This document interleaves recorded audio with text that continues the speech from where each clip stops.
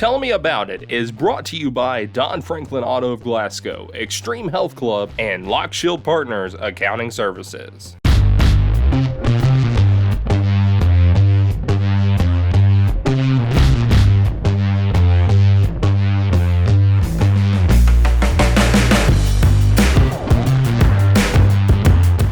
Hey, this is James Brown from 104thescore.com here on Tell Me About It on Glasgow EPB Channel 6. The local channel, you can catch the show every Thursday night at 6 p.m. I would say live, but it's pre-recorded, so it's live-ish at 6 p.m. That's when it's broadcast on the local channel. It's available all the time on Glasgow EPB channel, YouTube channel, the 104thescore.com, kysports.tv. Trevent Hayes was unable to be with us today. He had to do his day job, which is, dealing with families in their trying times as a relative has died and that kind of stuff. So, yep. Now, we're going to break this up a little bit differently because obviously Friday night is the Glasgow versus Barren County football game over at Glasgow High School. It's the first time they've played, I think, in 7 seasons. And so, much anticipated return of the rivalry. It's the second time there's been a wide break in the two schools playing each other in football. Of course, they're in the same district, and every other sport, I do believe, is the way it works out. So they play each other all the time in basketball, baseball, softball, soccer, volleyball. There are probably others. They're not in the same district in track and cross country because those sports are divided up into 3 classifications, and Barren County's in the largest 3A, and Glasgow's in the 2A. So that's one sport they don't compete with each other in terms of tournaments, playing for championships and all that. And really, this football game is meaningless when you get right down to it. People hate when I tell folks that, but it really is. It's meaningful for the community. It's obviously meaningful for the two schools' athletic budgets. But it accounts for nothing. They're not in the same classification in football. Barron's a 6A, Glasgow's a 3A. So when it comes time for the playoffs and their district opponents, they're not in districts together, which is why they could go without playing each other for 7 seasons, I believe. And why in the end, it's an exciting thing for the folks in the community. We've had Spirit Week all week. Big event on the square celebrating the return of the game. We had some live broadcasts and that kind of stuff that we did from the square. So it's a big deal for the community. Painted up the square almost like it was homecoming for folks. And so that's really nice. I enjoy all that. It's great when the community spirit is good in that way. But like I said, the football game is meaningless. And that's a good thing in some ways because I thought it was going to be one of the more highly anticipated games, and it is just because of the delay from them playing each other through the years. But it looked like both teams had an excellent opportunity to come into the game Friday night undefeated. Glasgow is undefeated. They beat Allen County Scottsville on Friday night, 43-7, I think was the final score. But Barron stumbled over at Monroe County, ended up losing the game 34-14. That really shocked me, I have to be honest with you.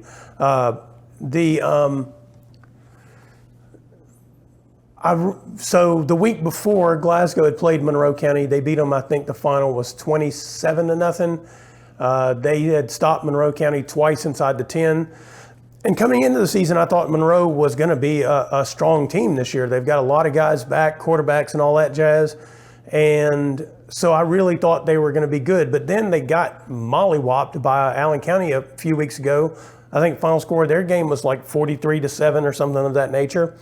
And so then I thought, well, maybe Monroe's not as good as I thought they would be.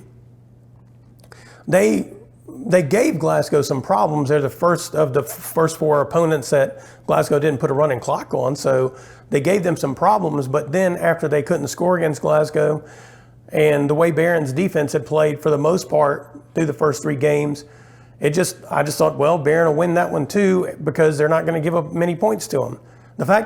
I guess the 2 parts that surprised me. One was Barron made some mistakes. I think they had a turnover on a potential touchdown drive deep in Monroe's territory. And then, so that happens. But on the flip side, Monroe, I think, had like 18 penalties for like 195 yards or something. So that means Monroe did everything they could to give Barren an opportunity, but the Trojans just could not score. And Monroe won at the line of scrimmage. And so that made me kind of look at this game between Glasgow and Barren on Friday night a little differently than I did a week before. Because I really thought Glasgow would have some problems with Allen County. I thought Allen County would give them some problems up front. Allen's always a tough team. They had been playing pretty well. The week before, they had lost to Franklin Simpson after getting, I think, in a 3-touchdown hole. They ended up losing, I don't remember if the final was 34-21, but they came back and got within a score, I think, in the second half, Allen County did against Franklin. So that said to me that Allen was going to cause Glasgow some problems. They really didn't. Glasgow's defensive front was in the backfield much of the night. And Glasgow's secondary, especially Kellen Stone, had a big night. Kellen had, I think, a pair of interceptions.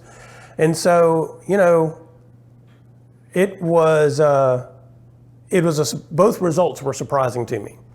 And that sets up this game on Friday. And the thing about it is Glasgow has some big play potential. I mean, Rico Crowder's had some huge plays, deep balls, slant routes, bubble screens. He's taken all different variety of passes, shovel pass to the end zone. So, he's kind of showing why Kentucky gave him that preferred walk-on status. His speed is for real. And I'm honestly, for the most part, on offense, playing up to his potential that we've seen in him for the last few years. Easton Jesse's running the offense extremely well. The whole offensive line is back, and so those guys are road grading. When Glasgow needs to run the ball, they can get in that single wing set as they have and run the football effectively. But I think the most impressive thing is their defense. They've given up the one touchdown, the varsity has, on a pass play to start the second half against Allen County on Friday. And then they went right back to shutting them down. So, yeah, their defense has been really impressive so far. And like I said, I thought Barron's defense had played well, which just makes that whole Monroe County game even more shocking to me. Tate Spillman's had a solid season so far at quarterback. Austin Sewell has played well at running back. Bray Bewley's played well at wide receiver. Tate and Bray have played well in the secondary. And maybe what happened on Friday night was the thing that when head coach Tommy Muse came in here and talked to us about his team that he was concerned about was the front, because he lost a lot of talent and a lot of experience off the front, defensive line and linebackers. And maybe that's kind of what got exposed by Monroe on Friday. Should make for an interesting week of practice, though, for the Trojans. I'm not going to give you guys a prediction. I'm just going to say, as I always say when these two teams play each other, no matter the sport, from my perspective, I don't root for either of them. I just like to see good games. And so hopefully we see a good game on Friday night. All right, this is James Brown on Tell Me About It. Glasgow EPB Channel 6 local channel. We'll be right back.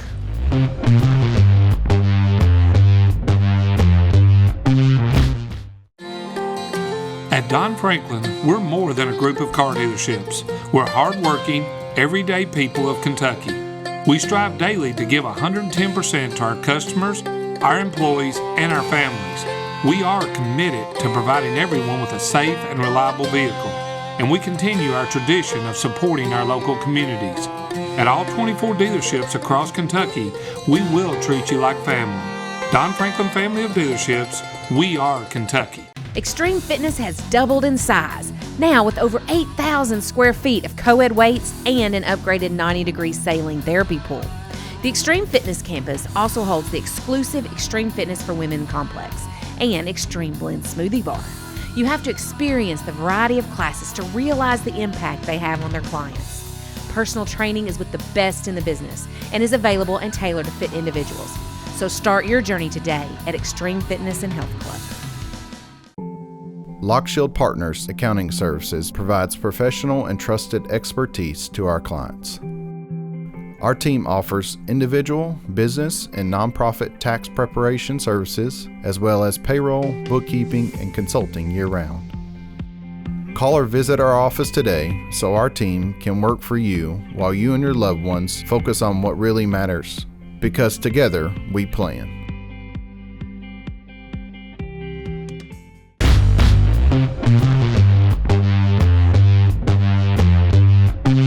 All right, welcome back to Tell Me About It. I'm James Brown from 104thescore.com. Trevent Hayes is unable to be with us this week. He represents kysports.tv. You can catch the show every Thursday at 6 p.m. Original broadcast on Glasgow EPB Channel 6, the local channel, and on their YouTube channel. Let's talk a little bit about some Caverna football from Friday night. The Colonels ended up losing their game. I think the final was 43-28 to Edmonson County. The Mills running back from Edmonson he's a for real running back. They block well for him. He caused the Colonels a lot of problems throughout the night. And then their secondary issue is, we talked about this with Trevent, who is also the Caverna football head coach. You know, he has 4 guys he cannot afford for them to miss a game. And the problem is Jalen Crane missed his second game. He's one of those 4. Well, he missed his first full game. He got injured a week before. And he's a huge difference on both sides of the ball because he plays the safety position, cuts down on people's passing game, but also that means he's kind of the last line of defense if somebody gets by the line of scrimmage to make tackles and that kind of thing. And also, but on offense, he's an explosive player, either receiving, running, punt and kick returns. You know, he's a guy who can change a game in basically one play. So he missed all of that game.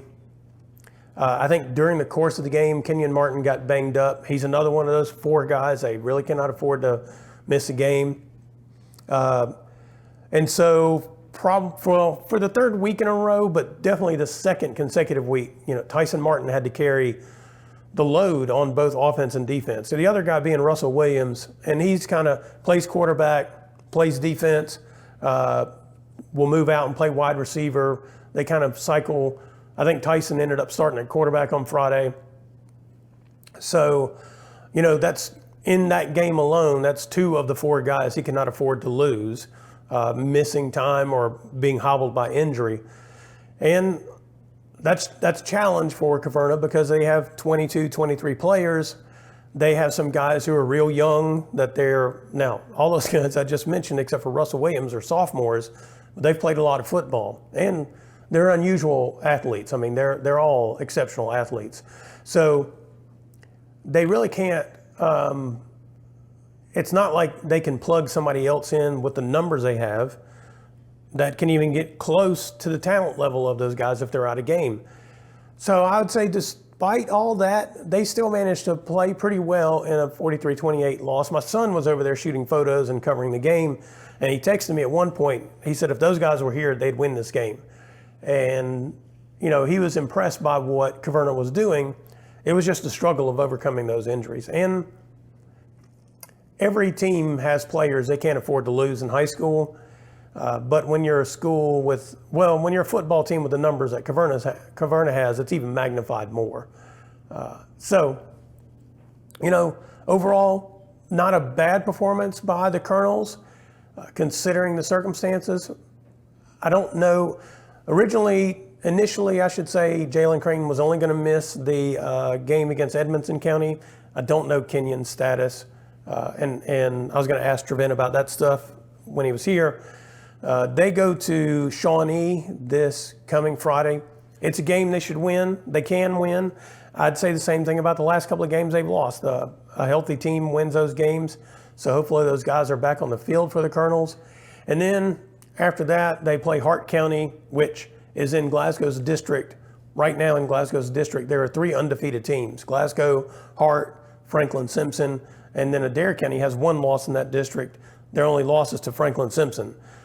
Hart County entered the season as the favorite to win that district. I don't know how I feel about that now, but but that will be a tough game for the Colonels. And then they get into their district schedule with Ballard Memorial, Fulton County, and Russellville. They can win all their games in their district. So, I think they're not where they want to be record-wise, but these, like I said about in the prior segment about the Glasgow Barren County game, this game at Shawnee and the Hart County game, they mean nothing. The Colonels have to get themselves healthy and ready to play that district schedule, try to get a first-round playoff game, hopefully get the number 1 seed if they can win all 3 of those games, and set themselves up for a good run during the playoffs. And a healthy Caverna team is a pretty dangerous team, I think, at least in the first round or 2 of the 1A playoffs. So it should be interesting. I think things are going better. I know, like I said, they're 1-3, so their record's not where Trevent wanted it to be. He really thought they might be 3-1 at this point, perhaps even undefeated. But circumstances are what they are, and I guess maybe that's a message to his team right now. These next 2 games, we want to try to win them. We don't want to go out there and lose on purpose, but they don't mean a whole lot, and most importantly, we need to be healthy for the district schedule. So good luck to them up at Shawnee on Friday night. I believe it's a 7 p.m. kickoff. If you look on the KHSAA app, everything says Eastern Daylight Time on there for all of the times on the football games. That's not correct. It's actually Central Daylight Time. Usually the way they publish those things is, if you look on the website, it'll have the local time. So like if the game's going to be at Somerset, it may say 8 p.m., but that's 8 p.m. Eastern, 7 p.m. Central. So be sure when you're looking at that you kind of pay attention that the app isn't quite the same as the website. All right, I'm James Brown here on Tell Me About It, on the Glasgow EPB local channel, Channel 6. We'll be right back.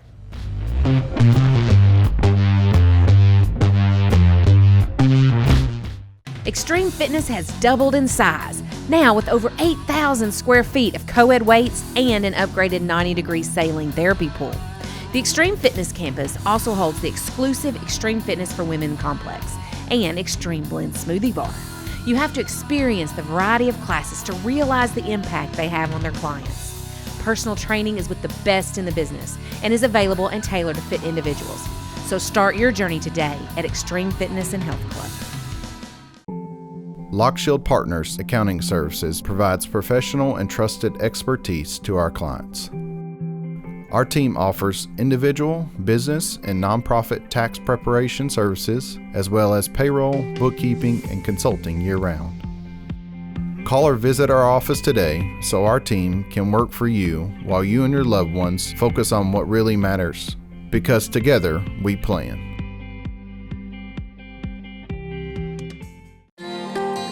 At Don Franklin, we're more than a group of car dealerships. We're hardworking, everyday people of Kentucky. We strive daily to give 110% to our customers, our employees, and our families. We are committed to providing everyone with a safe and reliable vehicle, and we continue our tradition of supporting our local communities. At all 24 dealerships across Kentucky, we will treat you like family. Don Franklin Family of Dealerships, we are Kentucky.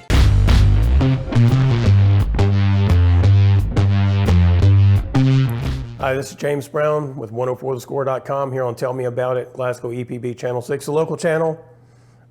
First broadcast every Thursday night, 6 p.m. Then you can catch it online on the EPB YouTube channel, 104thescore.com, and kysports.tv. Amazingly enough, the high school golf season is near its end. The season teed off, I think the first match was that I covered was at Taylor County on July 21st. There was 1 week where I think Glasgow and Barren County's boys played 5 events in 7 days. And I think the Barren County girls had a week like that too. Maybe it was 4 in 7 days. I don't know. It was every day. I was at one every day. It felt like getting my tan on. So, cooking like bacon or something of that nature. But anyway, Next week is regional tournaments. Now this one is a little different this year because usually it's a Monday, Tuesday thing where maybe the girls will play on Monday and the boys on Tuesday. And honestly, I should have written this down instead of trying to go on off the top of my head. But anyway, one of them, either the boys or girls, is on Tuesday. And it is, the girls play at Park Mammoth and the boys is at Indian Hills. That's the Region 3 tournament. That includes Barren County and Glasgow for boys and girls. And then also you have schools like Greenwood, Bowling Green, Warren East, Allen County, Scottsville, Franklin Simpson. Kind of the same setup as Region 4 in most other sports. It's kind of, centralized around Bowling Green. Let's start on the boys' side because right now, Greenwood has Jacob Lang. He's led the Gators all season.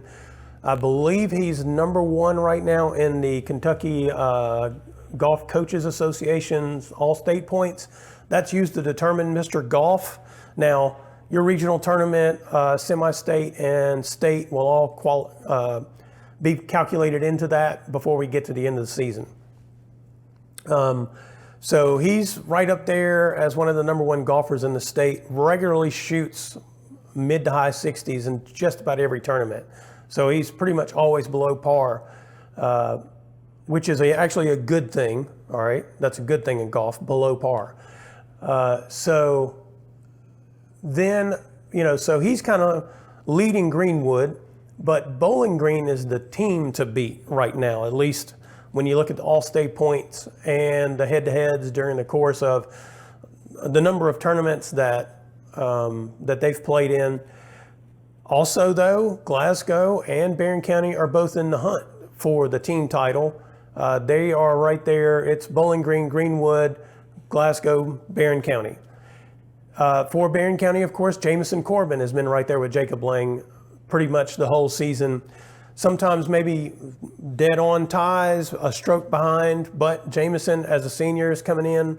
He has a good chance to win the boys' regional individual title. So when you kind of break down the boys, that's what it looks like. On the individual side, you have Jacob Lang at Greenwood, who's got to be the favorite going in. Jamison Corbin of Barren County coming in. He's got to be considered a strong competitor for the potential to win the region. On the team side, for most of the season, Glasgow's boys have played pretty well. Now, with Jace Cook and Bo Shelton coming in there, they're usually around par, slightly under par. Lately, Griffin Jackson has played extremely well. He's actually been the leader for the Scotties in a number of events recently. Tate Pace has played well. Harrison Belcher's the 5 golfer. He's had some good days. He's due a good day for certain. Bo and Jace are both seniors. So they've been right there as a team in the hunt because they have 4 golfers who can shoot mid to low 70s and occasionally in the high 60s. So that puts them in the running with Bowling Green for that chance of the team title. You can't count out Greenwood. But then also, Barren County, when you have Jamison Corbin who can shoot the rounds he shoots, then you get Kyler Keeney and Braden Furlong, who have both played well at different times. Braden was the number 1 golfer for the team to start off the season. He had the low rounds to start off. So those 2 guys can get their rounds in the low 70s. Then recently you've had 2 other seniors playing as the 5 main golfers for Barren County. Eli Hodge, who's had some really good rounds, and Hayes Atkinson. They've both had really good rounds. The key for them is who's going to be that 4th golfer, and they've really got to shoot probably mid-70s to get the Barren County Trojans a chance to win the region. So both of our local teams on the boys' side go in with an opportunity to pull off a regional title. Of course, like I said, Bowling Green's probably the team favorite, and then we've got Jamison Corbin, and on certain days, Jace Cook and Bo Shelton, who could jump up there and challenge for the individual title. On the girls' side, the Barren County girls, I don't know if they're the favorite. Maybe Bowling Green's the favorite to win the girls' regional title right now. They're slightly ahead of Barren in the all-state points. Barron's girls did qualify for the all-state tournament that'll be played Saturday and Sunday. I believe it's in Lexington. I believe that's where they're playing it. And so But next week at that region, they have a good chance to challenge for that team title. They could win it. I mean, they're going to be real close. When you have Chloe Witcher and Lucy Zala, when they're on, and then lately Kinsey Edwards and Tinsley Nagel have both played. They've actually been the leaders recently in most of the tournaments. So that's 4 right there to have a good chance. And Gracie Myatt's played pretty well lately as well. So they have a shot. I don't know right now if any of those 5 have a chance to win the individual title, because I would say Sydney McClanahan from South Warren would be the favorite to be the individual champion. She's played pretty well. I think when I was looking at the All-State points, she may have been about 6th or 7th in the All-State points, and she should have a good year. She's been an exceptional golfer. I think last year was a little bit of an off year for her, but she's played pretty well this year. So on the individual side, I'm not sure how close any of ours are. Also, Glasgow doesn't have a team playing in it, but they have Emery Gardner as an individual playing in it. She's had some really good days. About middle of the season, she struggled a little bit Monday at the 2A tournament, but overall she's been shooting mid 80s, high 80s, maybe low 90s some, but she's come along quite a bit, especially for a person who also only picked up the game a year ago. So I'd say she has a shot at the regional tournament to make the cut to go to semi-state. And I would say, like I said, Barren as a team has a chance to win the girls' side. 4 of their 5 probably have a shot to make the cut to go to the semi-state round. And, it's going to be an interesting kind of wrap up to the season there next week. Look forward to it. I'll spend a couple of more quality days following around our local golfers. You can catch all the coverage of that stuff on 104thescore.com. And before I get out of here in this segment, I also wanted to mention John Butler and I are doing a pre-game show, 5:30 to 6:30 over at Glasgow High School Friday night for the Glasgow Barren County football game. Tune in for that. Should be a lot of fun. I am James Brown here on Tell Me About It, Glasgow EPB Channel 6 local channel, and we'll be back next week.